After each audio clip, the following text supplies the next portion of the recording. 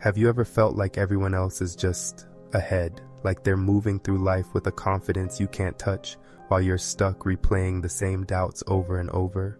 It's a quiet kind of ache, one that whispers, "Why can't I be like them?" You scroll through your feed. Someone your age just bought a house. Another started a business. Someone else is traveling, laughing, shining in ways that feel unreachable. And in that moment, it doesn't feel like celebration. It feels like a mirror reflecting everything you think you lack. It's easy to assume you're the only one left behind, but this feeling, it's a common thread in how we see ourselves versus the world. There's a name for it, social comparison, and it's more than noticing someone else's success. It's measuring yourself against it, constantly, and always coming up short. Think about it. When was the last time you felt proud of something without glancing around first? That small voice, the one that says, "Yeah, but look at them." It's not just annoying, it's shaping how you experience every success and every failure. And then there's imposter syndrome. You achieve something meaningful, yet it never feels real. Promotions, awards, even personal wins, they slip through your fingers because you're convinced you don't deserve them. You look around, see others celebrating, and wonder if anyone will notice that you're just faking it. It's not weakness, it's a human pattern. Our brains are wired to notice others' strengths more than our own, to give weight to the applause outside while discounting the quiet victories inside. We magnify what they do and shrink what we do. Now, layer on perception versus reality. Social media is a highlight reel, a curated gallery of smiles, successes, and milestones. Rarely does anyone show the messy, anxious hours behind the scenes, the failures, the loneliness, the doubt. Yet your mind fills in the gaps with assumptions. They have it all figured out. I don't. That's where self-esteem comes into play. Low self-worth doesn't just nudge you toward comparison, it catapults you into it. You see achievements, beauty, confidence, and your brain interprets them as proof of your inadequacy. Not because it's true, but because your internal lens is already focused on what you lack. Fear of judgment deepens the spiral. You imagine the eyes on you, silently ranking, measuring, waiting for a misstep. Every word, every post, every attempt feels like a test you're doomed to fail. And even when no one is watching, the fear is loud enough to convince you that everyone else is already past the finish line. Cognitive distortions sneak in too.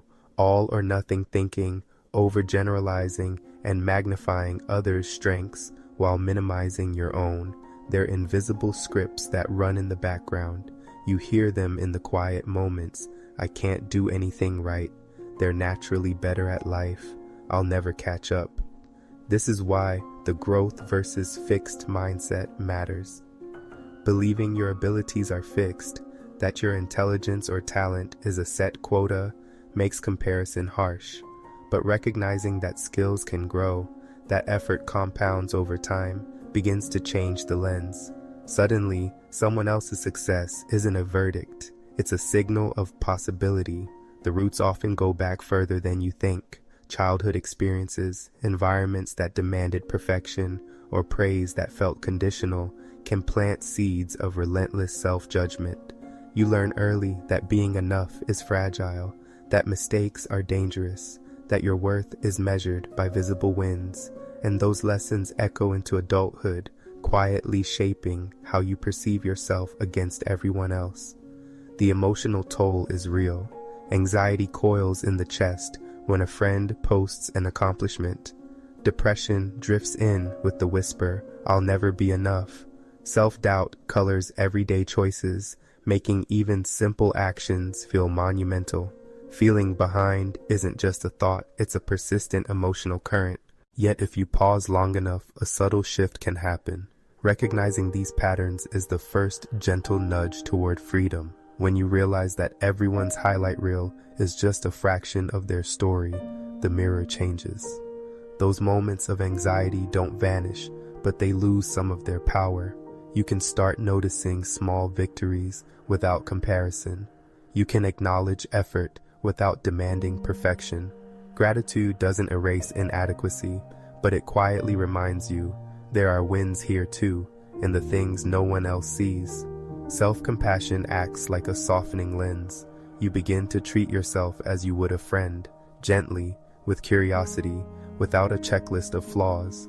You notice that thoughts like, "they're better than me," are just thoughts, not truths, and that small separation from judgment opens space to breathe.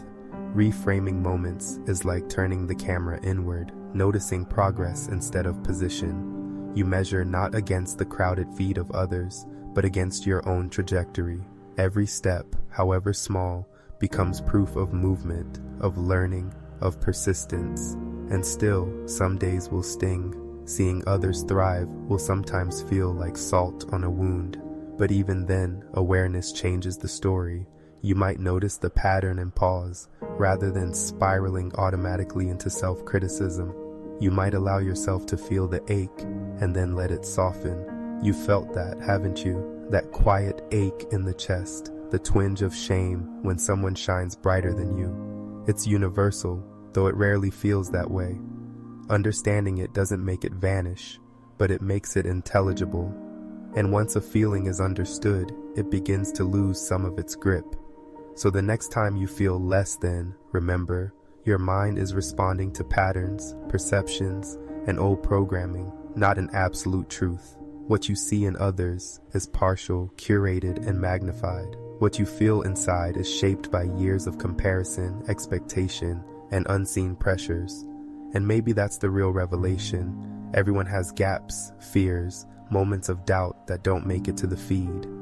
Everyone wrestles with the idea of being enough. Feeling like you're behind isn't proof that you are, it's proof that you're human. And maybe, understanding that, truly seeing it, starts with a quiet, patient forgiveness of yourself. A recognition that progress is personal, hidden victories matter, and worth isn't a scoreboard. Because in the end, life isn't a race against everyone else. It's a journey alongside yourself, step by step, stumble by stumble, small win by small win. And that slow, quiet movement might just be enough.